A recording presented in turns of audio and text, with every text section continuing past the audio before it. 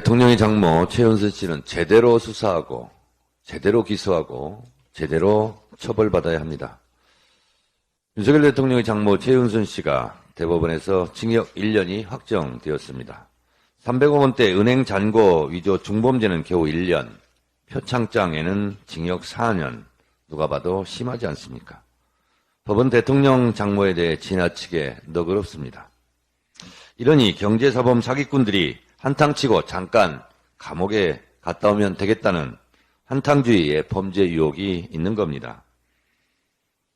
최은순 씨는 결국 남는 장사를 한 셈이 됐습니다.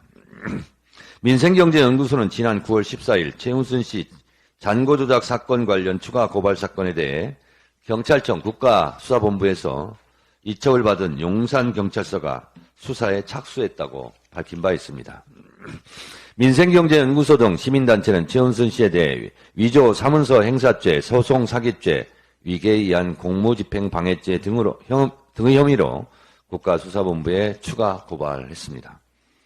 최은순 씨는 검찰의 빼주기 기소로 낮은 형량을 유도했다는 의혹이 바로 그것입니다.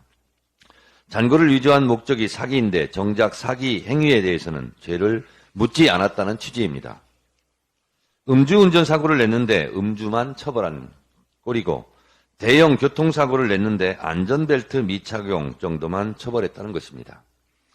사기 및 소송사기의 경우 5년에서 8년이 적정 형량입니다. 최은순 씨 얼토당토하는 솜방망이 처벌에 추가 고발이 있었던 만큼 제대로 다시 수사하고 기소하고 처벌해서 법의 엄정함을 보여주어야 합니다. 10원짜리 한 장 남에게 피해를 준 적이 없고 오히려 사기 피해자라고 주장했던 분들은 결국 허위사실 유포, 가짜뉴스 전파자들이 되었습니다. 이런 가짜뉴스 전파자들은 사형감 아닙니까? 대통령실은 최은순 판결에 대해 입장 없음이 입장이라던데 김건희 여사 주가 조작 의혹 법원 판결 때는 계좌 활용당했다는 입장을 내서 나도 계좌 활용당하고 싶다. 나도 수익 창출 당하고 싶다는 국민운동이 일었는데 이번에는 왜 입장이 없습니까? 최은순 장모는 사기에 활용당했다. 이 정도로 입장을 내야 모녀평등 아니겠습니까? 아내 편애가 너무 심한 거 아닙니까? 대통령실 인용한 윤측 신호받았다에 그런 것 없었다는 보도가 많습니다. 만약 대통령이 인용한 위원장에게 신호를 줬다면 당무 개입, 총선 개입이 되고 신호를 안 줬다면 인용한 위원장의 사기 행각이 됩니다. 윤 대통령 측과 인용한 측 누군가 하나는 거짓말을 하고 있는 셈입니다. 만약 인용한 위원장 말이 맞다면 윤핵관들의 저항은 불충이 되는 거고 대통령실의 해명이 맞다면 인용한 위원장이 허풍쟁이가 되는 겁니다. 누구 말이 맞고 틀리던 간에 이들의 행태는 반민주적 폭거입니다. 가장 민주적 방식으로 치러져야 할 총선이나 당무 등이 대통령 1인에 의해 좌지우지되는 것은 분명 지금은 독재 시대라는 것을 입증하는 꼴밖에 안 됩니다.